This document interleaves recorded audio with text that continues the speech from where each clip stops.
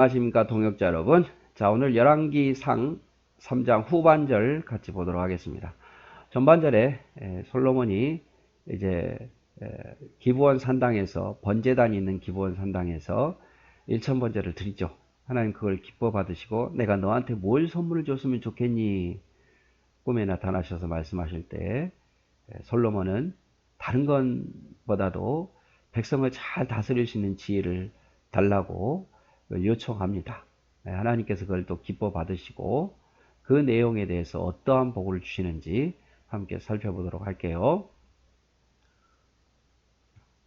오늘 이제 솔로몬의 지혜에 대해서 봅니다.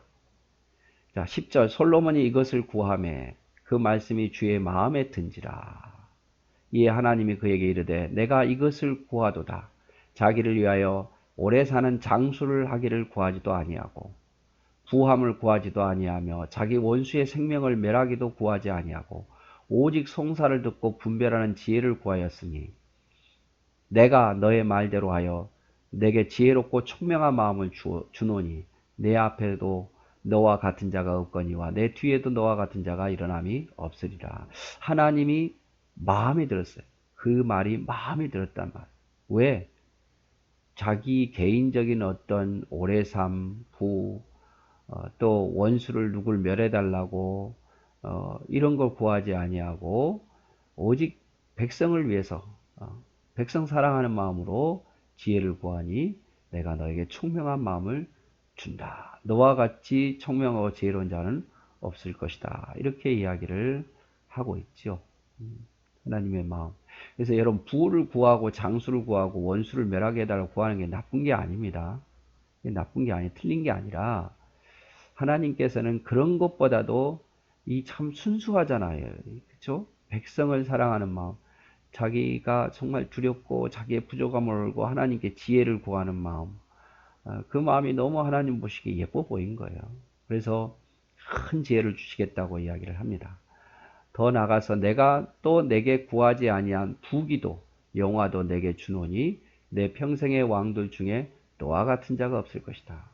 플러스로 지혜뿐만 아니라 부함도 영광도 주겠다. 내가 만일 내 아버지 다윗의 행한 같이 내 길로 행하며 내 법도와 명령을 지키면 내가 또 내 날을 길게 하리라. 다만 하나님이 당부하죠. 너는 교만하지 말고 내 법도대로 내 명령대로 살아라. 그러면 내 날이 길게 하리라. 항상 이게 주제예요. 하나님의 말씀대로 살면 복이 있을 거다 이 말이죠.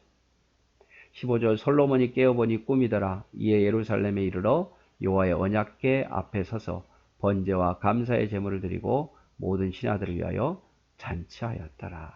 하나님 감사합니다. 하나님 감사합니다 하면서 하나님 이루어 주실 줄 믿고 잔치를 베푼 거죠. 아, 꿈이었네. 이게 뭐 사실일까? 이게 아니라 믿어요. 하나님의 약속을 믿고 잔치를 베풉니다. 그러고 나서 이제 시간이 지나서 정말 하나님께서 솔로몬에게 지혜를 주셨다는 유명한 사건이 나오는데 잘 아시죠?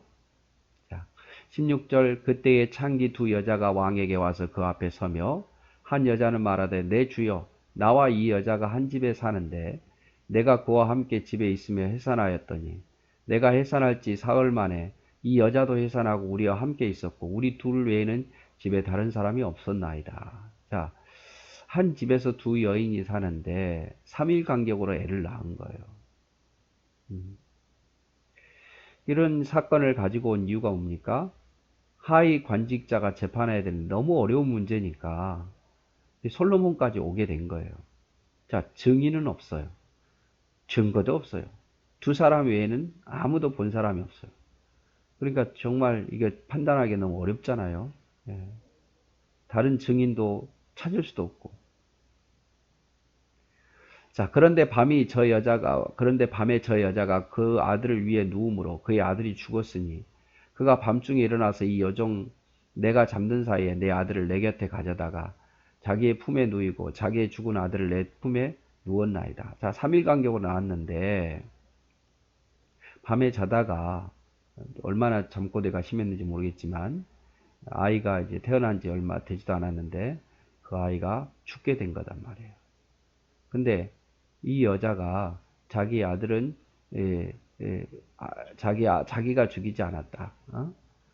이 여인이 죽였다. 이렇게 하면서 이 아이가 내 아이라고 말한 거예요. 근데 자기 아이인지는 이 두 여인밖에 몰라요.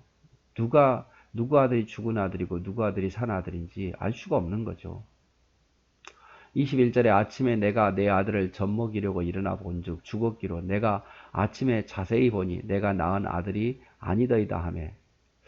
그래서 이제 살아있는 친어머니가 고발한 거죠. 뭐 죽인 여인이 자기 아들이라고 그러는데 이거는 증명할 길이 없고, 그래서 자기 아들은 맞는데 엄마는 알잖아요.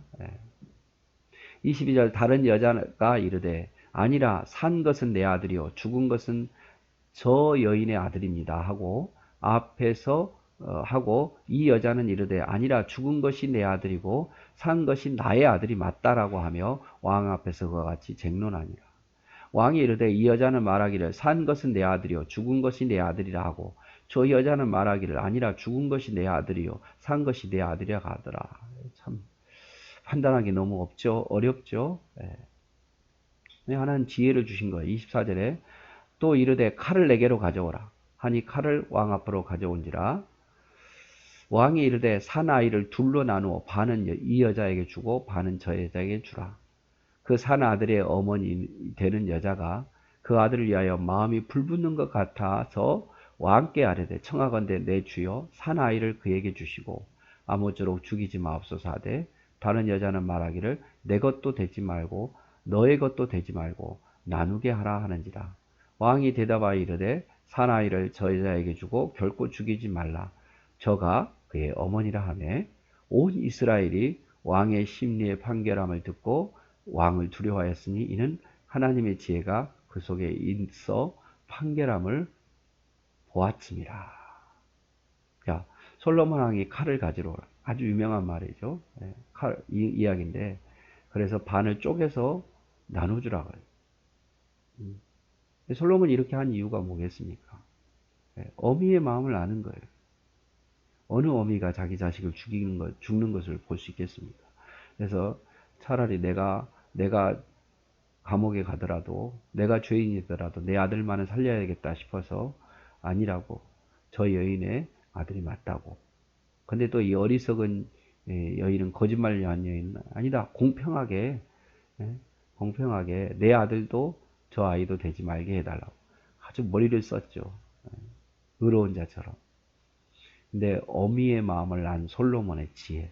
우리가 언뜻 보면 야, 뭐 이게 뭐 지혜야, 뭐 나도 그렇게 하겠네라고 말하지만 그렇지 않죠. 하나님께서 그래서 이렇게 판결하는 것을 보고 백성들이 이제 왕을 두려워하는 거죠. 야, 정말 하나님이 그에게 지혜를 주셨구나 이렇게 생각하게 되는 거예요. 자, 그래서 하나님이 이것을 기뻐 받으시고 이런 것을 보면서 이제 오늘 오늘의 키포인트는 사랑하기에 포기한 여인이에요. 사랑했기 때문에 포기한 거예요. 사랑했기 때문에 자기가 위협을 당하고 감옥에 가더라도 포기한 거죠. 사랑했기에 포기한 여인. 우리가 예수님의 모습을 보지 않습니까? 예수님의 모습. 우리를 사랑했기에 하늘 영광을 포기하고 이 땅에 오신 거 아니겠어요? 우리를 사랑하기에 십자가에서 자기의 생명을 포기하신 분 아닙니까? 그래서 사랑했기에 포기한 예수님. 또 제자는 또 보세요. 사랑했기에 자기의 인생의 성공을 포기하고 복음 전하러 다니잖아요. 주님의 명령을 사랑하고 영혼을 사랑했기에 순교하면서까지, 순교를 각오하면서까지, 그리고 채찍이 맞아가면서 바울이 고백하잖아요. 나는 죽을 뻔한 위기를 5번이나 넘겼다. 나는 그리고 또 채찍에 40에 하나 가면은 수없이 맞았다. 배고픔도 당하고 다 했다. 그러나 영혼을 사랑하기에 나는 내 모든 것을 포기하고 갔다. 이렇게 이야기하는 거예요. 여러분, 우리도 마찬가지입니다. 사랑하기에 포기할 수 있는 게 있지요.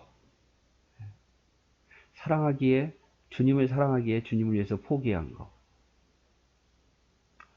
주님을 사랑하기에 내 인생을 포기하고 저도 목회자가 되었고, 주님을 사랑하기에 내가 조롱을 받으면서도 그 일을 감당하는, 교회를 사랑하기에 내가 교회를 먼저 생각하고, 하나님을 사랑하기에 하나님 먼저 생각하는 그런 모습. 그래서 사랑하기에 포기한 이 여인의 모습처럼 우리도 예수님이 사랑하기에 나를 위해서 모든 걸 포기하고 오셨던 것처럼 나 역시 하나님을 너무 사랑하기에, 예수를 너무 사랑하기에 내 가장 소중한 인생도 죽으라는 게 아니라 그것마저도 하나님을 위해서 살 수 있는, 그게 진정한 모습이 아닌가 싶습니다. 자, 오늘 여기까지 보도록 하겠습니다. 사랑하고 축복합니다.